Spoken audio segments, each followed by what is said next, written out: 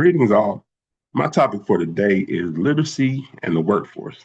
And I came about this topic because of a question that was asked in a previous quiz, stating what was the reasons for um, anti-literacy laws being passed. What we have to understand is that anti-literacy laws were designed to suppress education among enslaved African Americans as well as free African Americans, right? To solidify a social hierarchy as well as ensure that a compliant workforce was being maintained.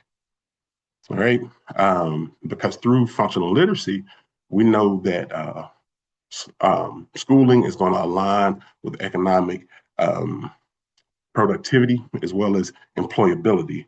And the goal was to maintain a labor force that had low basic skills. All right, slaveholders, they feared that literacy would empower enslaved people to organize revolts. You know, we saw that through Nat Turner. All right.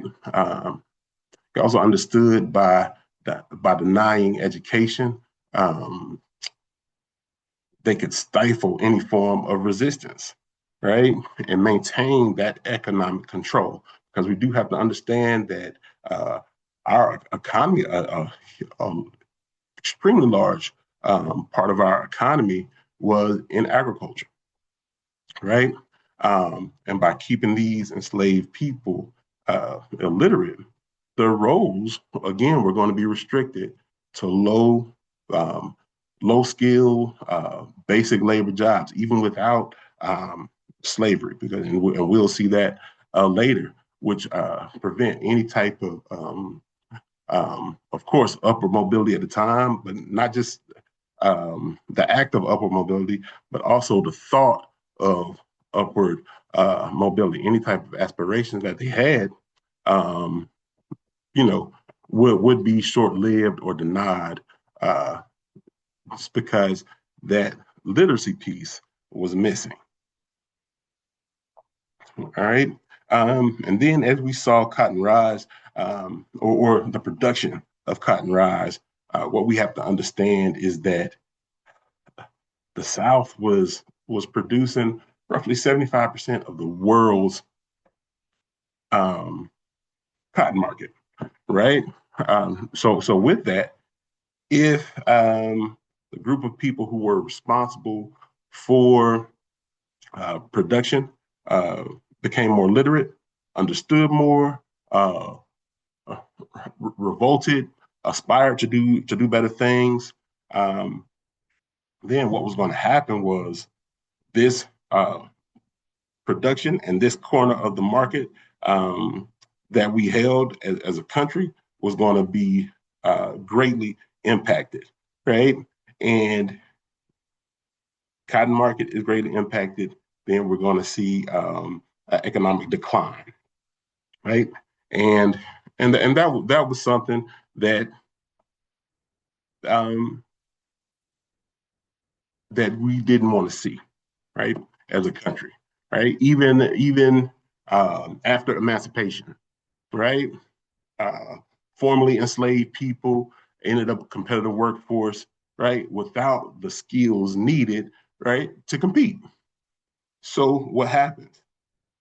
All that happens is there's a reinforcement of racial, economic um, inequalities, right? And those people who were formerly enslaved are still dependent on that slave labor that they had left, right, in order to you know maintain or sustain themselves as free individuals.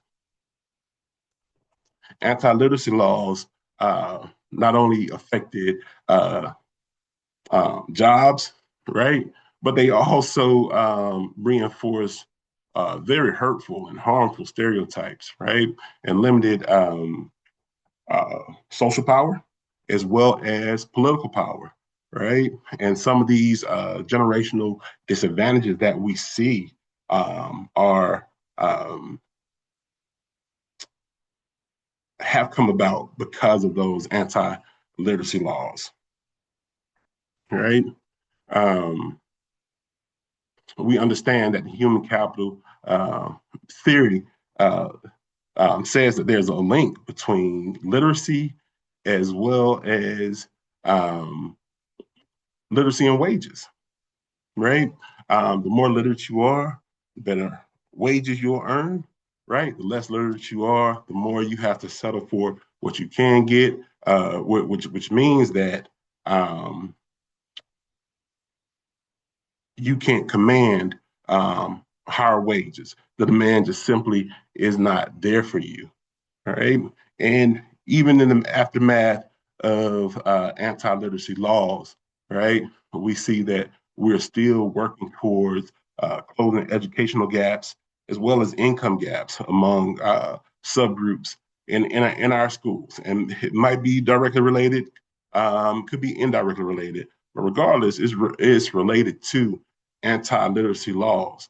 Um, you know, in layman terms, we must understand people as a country, all individuals must understand the importance of literacy as it relates to upward mobility, human capital, developing a skill set so that you can live better, and generations beyond you can live better as well.